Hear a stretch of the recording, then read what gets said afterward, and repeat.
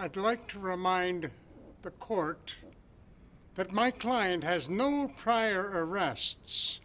He has two small children. Family on Board, the film with from the United States about 9/11, kind of like a 9/11 twist. It kind of still, even 14 years later, it still kind of hits me a little bit. That image is kind of crazy. It's been a long time, but it still resonates, and everybody kind of remembers that day.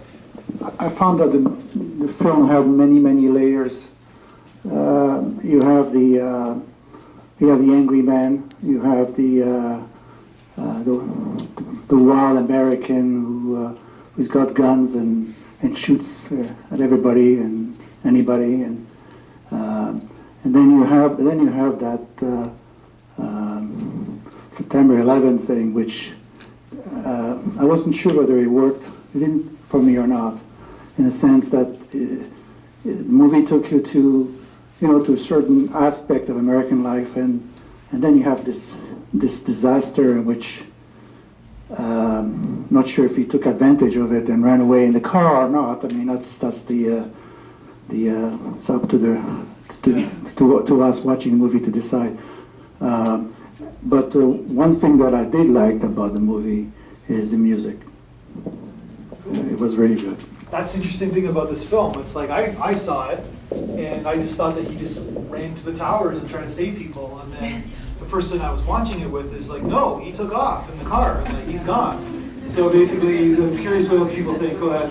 So I loved this movie, and it could be because I have a bit of a criminology background, so like the prison system itself was fascinating to me, and like the people who get fallen through the cracks by like the media outrage and things.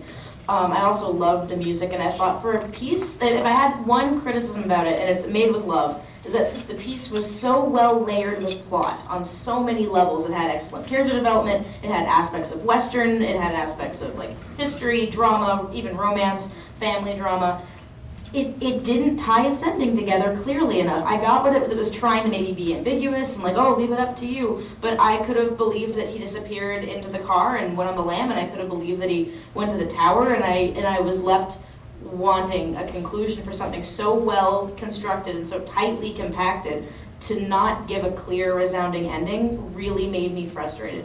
I was so invested in the character, I really wanted to know what happened. He seemed too family-oriented to leave and not go back to his family. All right, so we're going to do a poll here. Raise your hand. Who says that he ran to the towers to try to save people?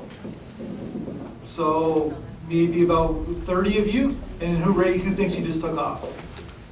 So probably it's probably about 65-35. 65 think that he took off and basically ran in the car. I think we clearly see the bumper, like we see family on board. I think he left, and I think it was discussed beforehand.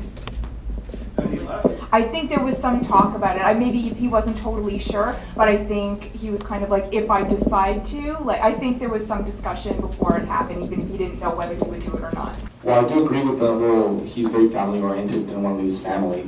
While he was going to jail, just leaving would have been kind of like abandoning his family. But making ambiguous the whole, if everyone thinks he's dead, it's kind of like an end.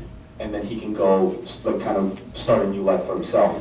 So he's not betraying his family in a sense, because although it's full of grief and everything, his family won't believe that he abandoned them, as if he just kind of ran away from jail.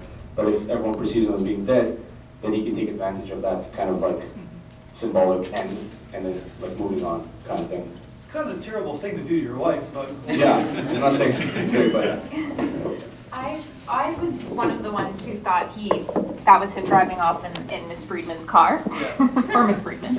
But I thought by him taking that car, that silently lets his brother know that he did the plan. That car's not there anymore and he's missing. So without saying it or implicating anybody, his family will know that he's not around. And I thought that was the significance of her talking to the screen and saying, if you're out there, because technically if he was alive and he had run into the building, he wouldn't be watching the news, right? So I kind of felt like that was her confirming that she knows what happened, and nobody's saying anything and nobody's implicated that way, but he thought this is a way to take off without his brother or anyone being an accomplice. I think, just to jump on board with that,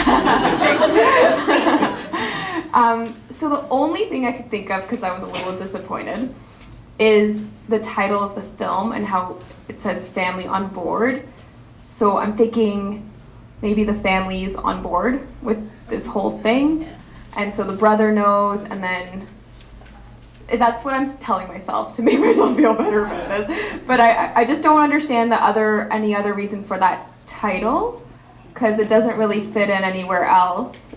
And I don't know why Mrs. Friedman's car had that bumper sticker.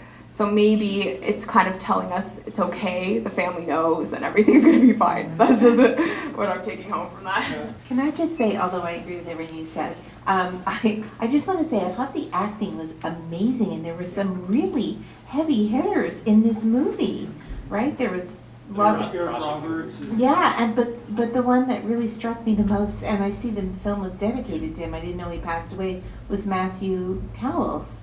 And I recognized him, probably I'm the only one here who ever watched daytime TV, but he was a big star for a long time, right? And so I was kind of surprised how many really famous seasoned actors were involved in this project. I thought it was great. I thought the ending made me want to have a sequel.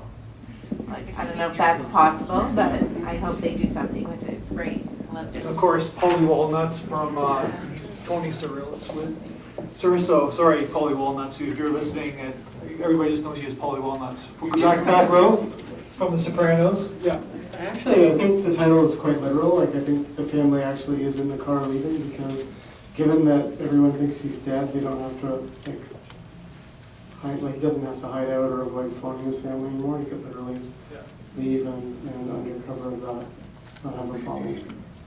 So maybe the film is not as ambiguous as you thought it was. Who knows, right? Maybe, yeah, the way you guys are talking, maybe it all ties together. The only thing that threw me was the wife's Oscar-worthy performance in front of the camera, right? But maybe, yeah, maybe there was little subtle hints that you watch it for second viewing, that, as the people were saying, that there's something that he's taken off. It's 5 years. Come on, he can't do 5 years in prison.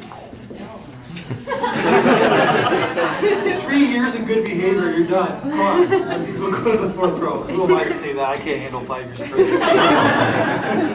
The logical thing, or the thing I hoped that the character did, would have been, to not tell the wife. The wife had to give the real performance, otherwise it wouldn't have thrown people off the scent. Wait a couple of weeks in the middle of the night, come in the house, shh, you're leaving, and go. And there's so much going on in Manhattan, they're not going to notice the vigilante, right? They got other things to worry about. You risk giving her a heart attack. Yeah, She'd probably still rather see him again. She'd probably rather have that heart attack than